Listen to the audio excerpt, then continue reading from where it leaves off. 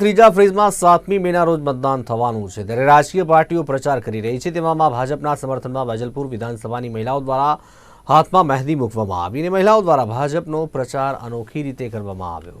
મહિલાઓ દ્વારા હાથમાં કમળનું નિશાન, અબકી બાર 400 કે પાર અને જય શ્રી રામના સ્લોગન સાથે 100 જેટલી મહિલાઓએ હાથમાં મહેંદી મુકાવી હતી। તેમજ આવનારા ઇલેક્શનને લઈને મહિલાઓમાં ભારે ઉત્સાહનો માહોલ જોવા મળ્યો હતો।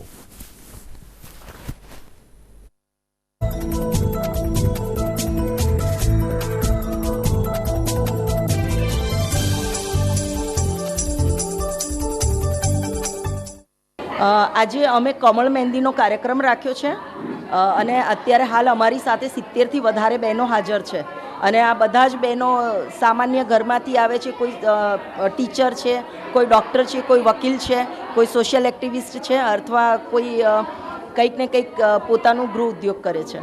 મહિલાઓ ખૂબ જ ઉત્સાહમાં છે।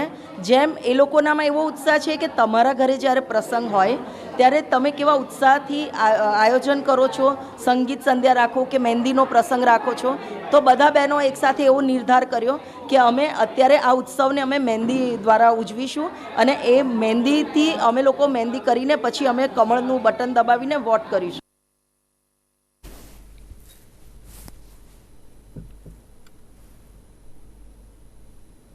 લોકસભાની સામાન્ય ચૂંટણી અંતર્ગત ગુજરાતમાં 7મી મેના રોજ મતદાન થવાનું છે ત્યારે સરકારી અધિકારી, પોલીસ કર્મચારીઓ